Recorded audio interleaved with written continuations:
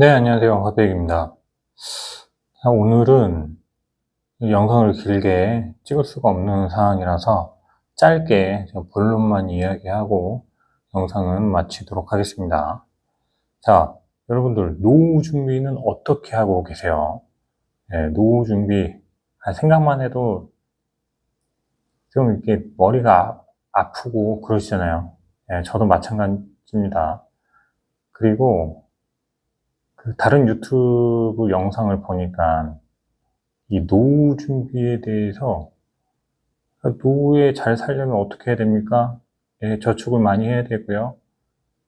지금 하고 있는 거 과소비하지 말고 저축을 해야 되기 때문에 정말 아끼셔야 됩니다. 아끼시고 몇 년 동안 아끼시면 잘 투자해 가지고요. 예, 자본소득이 나올 수 있도록 그런 구조를 만드시고 그렇게 하시면 노후에 크게 문제없이 월 따박따박 나오는 금액을 가지고 잘 노후 생활을 하실 수 있습니다. 뭐 이런 식으로 해서 약간 가스라이팅 아닌 가스라이팅을 좀 하는 것 같아요.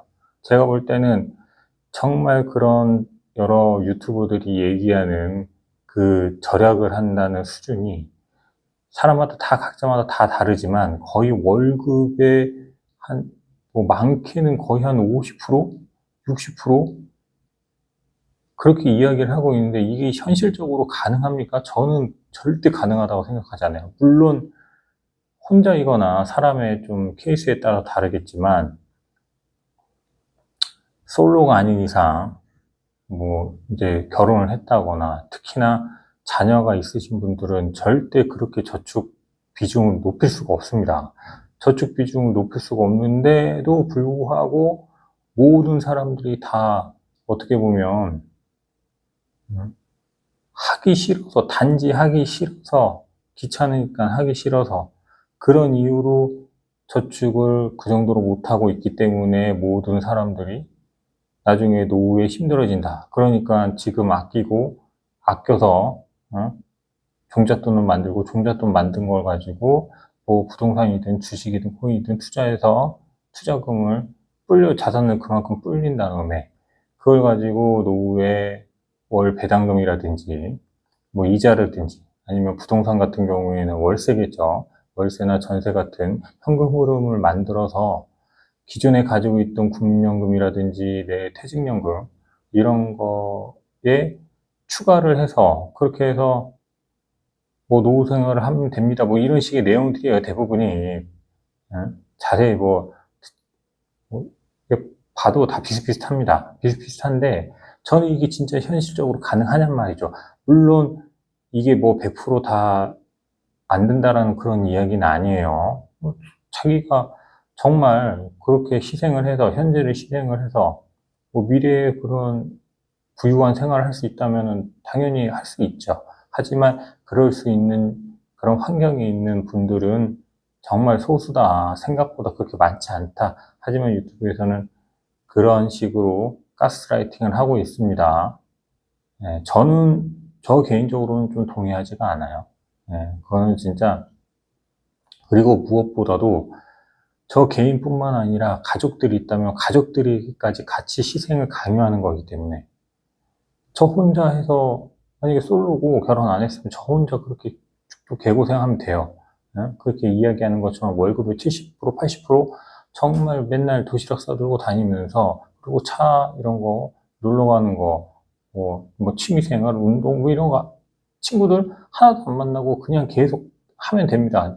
돈 벌잖아요. 그냥 80% 저축해요. 그리고 나머지 20% 갖다가 어떻게든 살아가면 됩니다. 그렇게 살아가면 되지만 그거는 어디까지나 개인 한정. 만약에 가족들이 있다면 그거를 가족들이 과연 만약에 월급의 50% 정도만 저축을 하라고 해도 그걸 가족들이 과연 같이 납득을 해줄 수가 있느냐, 이해를 할 수 있느냐, 미래를 위해서 그 미래도 어떻게 보면 투자를 어떻게 하느냐에 따라서 달라질 수 있어요. 진짜 한 5년을 생 거지같이 살았어. 생 거지같이 살았는데 그 5년 동안 모은 종잣돈을 가지고 어딘가에 투자를 했습니다. 그 투자를 한번 잘못한 것 때문에 5년 동안 생 그지같이 생활했던 그 시간과 노력과 내 피 같은 돈을 홀라당 다 날려버릴 수도 있는 거예요. 물론 잘 될 경우에는 다른 영상에서 다른 분들이 이야기하시는 것처럼 해피하게 끝날 수 있죠. 예, 해피한 상황이 될 수도 있지만 이게 누구나가 다 그렇게 될 수 있다는 그런 식으로 얘기를 하는 건 좀 아니라고 생각합니다. 저는 전 국민 가스라이팅이 아닌가라고 그렇게 생각을 하고요.